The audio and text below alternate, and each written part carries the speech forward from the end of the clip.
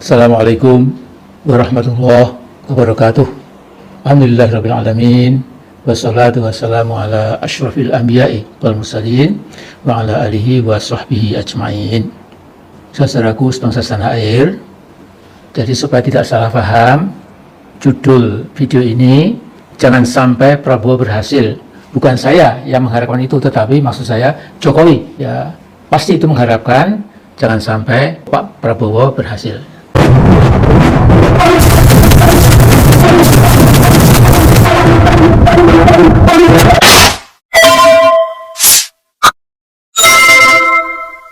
Nah, saya punya cerita dari sebuah universitas negeri yang cukup terkenal, yang rektornya sangat bijak, sehingga disukai oleh hampir sivitas akademika universitas bersangkutan. Setelah menjabat 2 periode kerektorannya, artinya 10 tahun, dia harus diganti oleh rektor yang baru. Nah, rektor nan bijak bestari itu karena manusia biasa, bukan nabi atau rasul, tentu juga punya kelemahan. Ketika ditanya rekan-rekan dosen dari berbagai fakultas, siapa yang kiranya pantas menggantinya, dia menyebut seorang profesor yang merupakan salah satu rekannya, katakanlah bernama Mr. X. Kebetulan Mr. X ini tidak semoncer dan wibawa intelektualnya jauh di bawah rektor yang segera lengser itu. Nah, ketika ditanya mengapa memilih Mr. X, jawaban rektor yang harus meninggalkan kursi rektornya itu cukup mengherankan. Katanya, kalau dia mengganti saya, legacy saya sebagai rektor universitas ternama ini tidak akan dia saingi. Legacy saya akan terus dikenang orang. Dia akan kalah wibawa dan kalah tenar dibanding saya. Nah, cerita kecil ini bisa menolong kita untuk berspekulasi, bukan spekulasi asal-asalan, tentang sikap dasar Jokowi terhadap Presiden Prabowo. Buat Jokowi yang impiannya untuk menjadi presiden 3 periode itu sudah gagal total, dia menerapkan strategi 3 kaki. Mungkin dalam bahasa Inggris disebut sebagai three-pronged strategy. Pertama, menyusup masuk ke dalam kabinet Prabowo dan terus mengganggu Pak Prabowo supaya pemerintahan Pak Prabowo gagal. Jangan sampai Presiden Prabowo berhasil. Kedua, terus menjadikan Partai Coklat patuh setia bukan pada Prabowo tetapi pada Jokowi. Strategi kedua ini nampak sukses besar. Partai Coklat ini merupakan partai terkuat karena kekompakannya, kepemimpinannya, dan kuatnya keuangannya.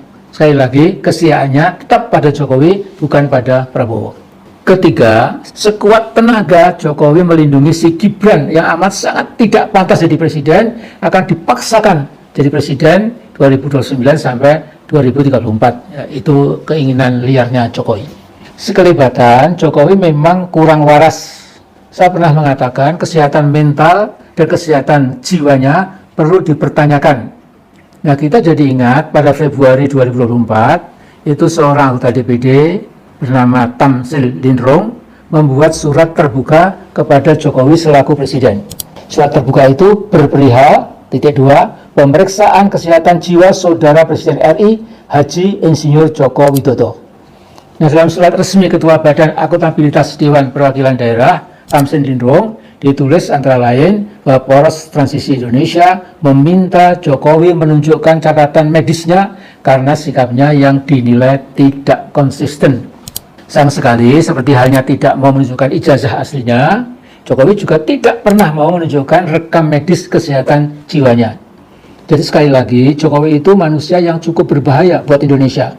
Bahwa UCCRP sudah menobatkan Jokowi sebagai pemimpin terburuk nomor 3 di dunia, saya kira sudah lebih dari cukup ya, untuk meyakinkan bahwa Indonesia pernah dipimpin oleh manusia yang sangat korup dan catatan medisnya yang juga tidak jelas. Nah, Jokowi pasti akan menerjang aturan apapun sejak dari konstitusi, undang-undang, aturan pilpres, dan lain-lain, asal Gibran bisa jadi presiden.